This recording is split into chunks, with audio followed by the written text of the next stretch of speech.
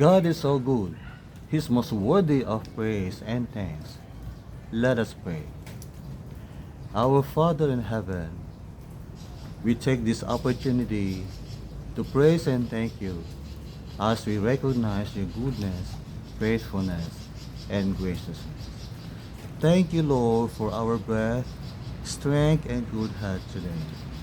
We entrust you everything that we want to do in this life for your glory. Father, bless me as I record this video. With the Holy Spirit, touch my tongue, my mind, and bless me bodily, spiritually, and soulfully. Bless all my online students.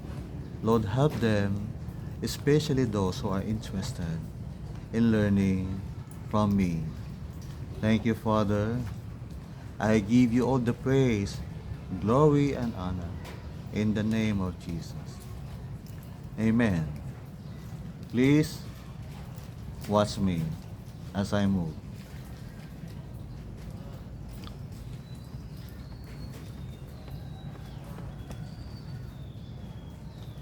Ang galing nito para you can see the expression of my eyes.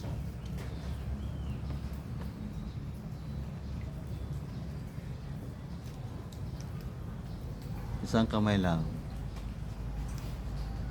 Tuturo sa audience. Halimbawa sa church building, mayroong dalawang hanay ng grupo ng mga tao. Isa sa kanan at isa sa kaliwa. Ituro ang kamay na naka-open ng palad sa kaliwa. Kung yung mga young people ay nasa likod, sila ay naroon, ituro ang kamay sa likod. Yung left naman, yung aking left hand ay hindi ko maigalaw. Ayan. Right hand, papunta sa kaliwa. Kung buong audience, buong congregation, dalawang kamay, dalawang palad. Pababa. Pwede rin stretch forth. Iunat ang dalawang kamay patungo sa kanila. Ito pa.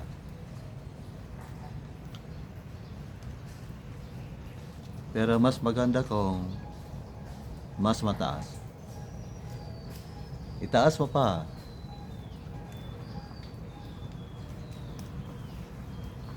Ano pa?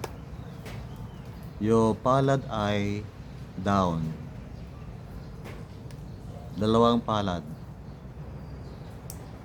Yung mukha mo ay ibalik mo sa kaliwa. Left pala doon. Kanan. Ngayon, tumalikod ka.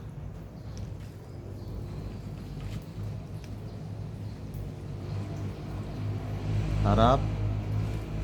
Yumuko.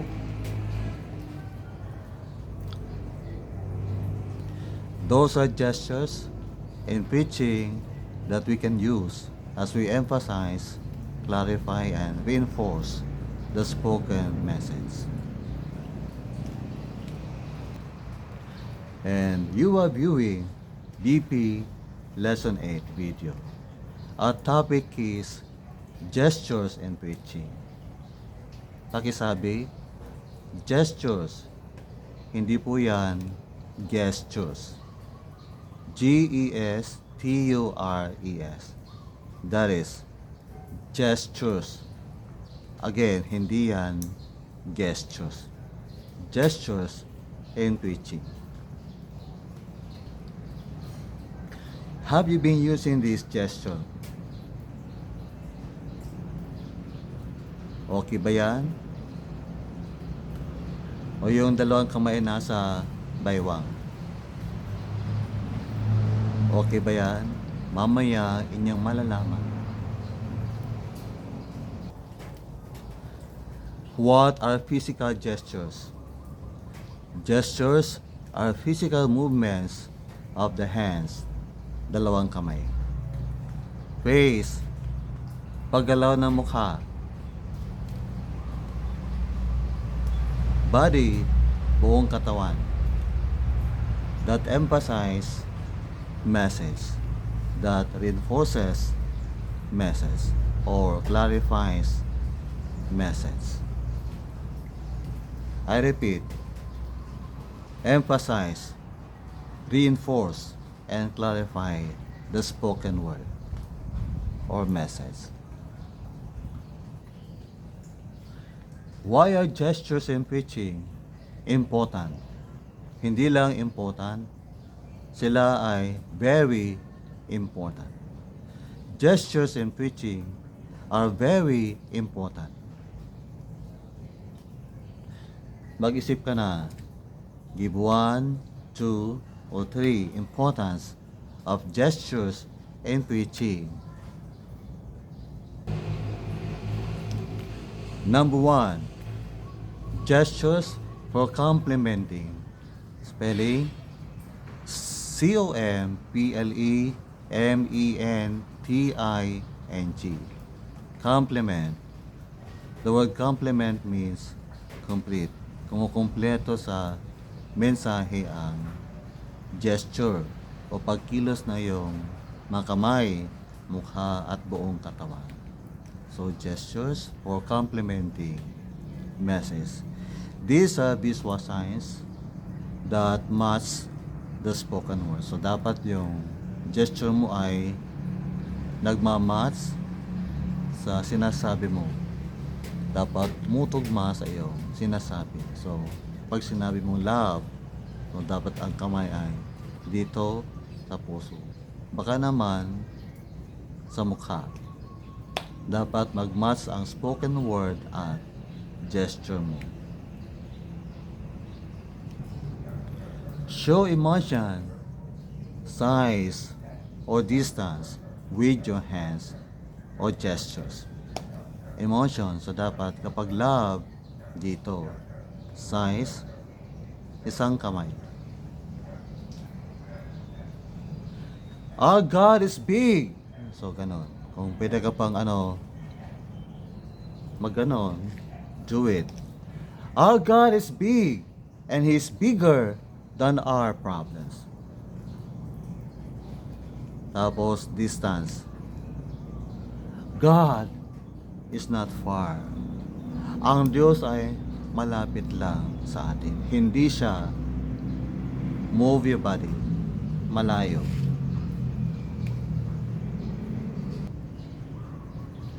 So that's one for complimenting. Number 2, for emphasizing. Emphasizing points are a very important message by raising your hands. Isa lang pala kasi yung isa ay nakahawak ng microphone. Kung wala kang microphone, dalawang kamay. By raising your hands. When Jesus returns, the dead shall rise. So, dalawang kamay. Ano pa? By raising your fist to point out heavy truth. Example, God is omnipotent, omniscient, and He is everything for us. And by opening your hands towards the audience. Isang kamay lang. Kung wala kang microphone, dalawang kamay. To show emotion. I love you. Mahal na mahal ko kayo. God loves you. Gestures for complimenting, emphasizing, and number 3, gestures for regulating, for guiding the audience. Magpakita ng sign na ikay dadako na sa next point. Paano? Use your face. The next point is, lastly, ganon, igalaw mo yung mukha o yung kamay. The first point, the second point, the last point, o yung buong katawan, lumakad ka papunta sa right. So, behind the pulpit, umalis ka roon sa pulpito, sa likuran ng pulpito, pumunta ka roon sa right. Harapin mo ang audience. Ang susunod na punto na gusto ng Diyos na ating gawin ay ito. Tapos ka na roon, balik ka doon sa gitna. Kung meron pang next point, punta ka naman doon sa left side. So move your body to indicate transition of thought or idea. If you are preaching a narrative sermon like Bartimaeus, dapat buong katawan ay gumalaw. So, magdrama ka. Ipakita mo ang kanyang kalagayan. Ang kalagayan ni Bartimaeus.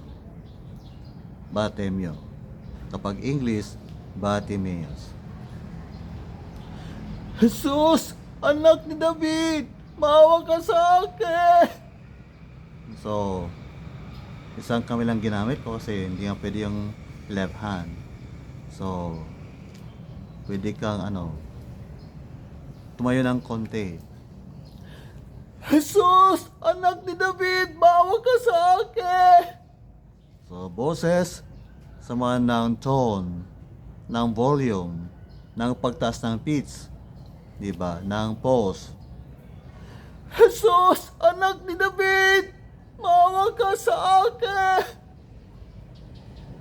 Diba? Yung pagsama-sama mo yung yung modulation of voice, tapos meron pa siyang gestures, the sermon becomes powerful with the power of the Holy Spirit. Pero kung ika-estatwa doon sa likuran ng pulpito, hindi masyadong effective. Kailangan ng tulong ng gestures, movements of your body, face, hands, to make the sermon or message more powerful with the power of the Holy Spirit. Recap: 1. For complementing. 2. For emphasizing. 3. For regulating. And number 4 and lastly, for addressing. Yung kakausapin mo ang mga tagapakinig kaya. Stretch forth your palm. Ituro mo sa kanilang yung palad. Ganyan, open palm, hindi palm down. Ituro mo sa kanilang yung palad.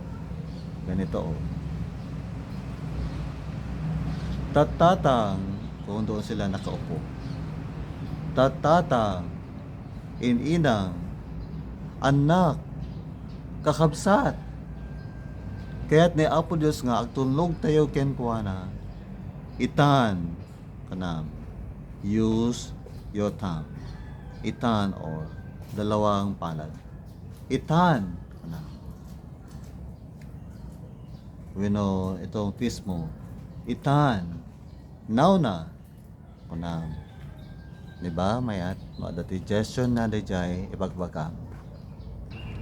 And last subtopic on this major topic is improper gestures that should be avoided. Yung hindi tamang gesture na dapat iwasan. Ito yung number 1 na improper gesture. Pointing finger. Huwag iturang audience. Kakabsat. Kunalij dadado mga preacher. Kakabsat. Agbalbali kayon. No. No. No. Huwag gamitin yung gesture na yan. Pointing finger. Kasi ang ibig sabihin niyan ay papabasulim ida. Iwasan niya. Da kayo. Kuna na. Da kayo. No. Pointing finger must be avoided. Isa pa. Hands on your waist. Makamay sa baywang. Para hinahamon mo sila, di ba? Tapos bigla pag paglagay ng kamay sa baywang, waist. Iwasan mo yan. Use proper gestures. And your gestures must be authentic, spontaneous. Yung magkasabay yung sinasabi mo at yung gesture. Nung ko nang Gagayem ka kabsat, gagayem ka kabsat, agpakumabatay ka ma, iti sangwanan ni Apo Diyos, agpakumabatay ka ma. Nagawis ka di sangwanan, umay kayo kabsat manan, umay kayo. God is waiting for you. Umay kayo. Kunam. Thank you for viewing Lesson 8 video.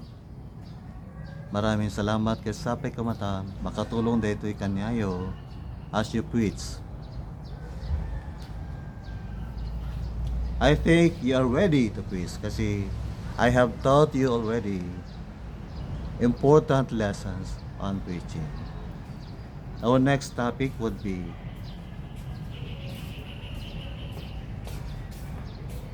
surprise, abangan. Please keep praying for me so that God will continue to give me strength and good health and voice for the recording of videos for you. God bless, and to Him be all the glory for great things He has done. Bila mo biya kumilang, PWD, pero may silbi, by God's grace for His glory. Smile, awanan ti todo.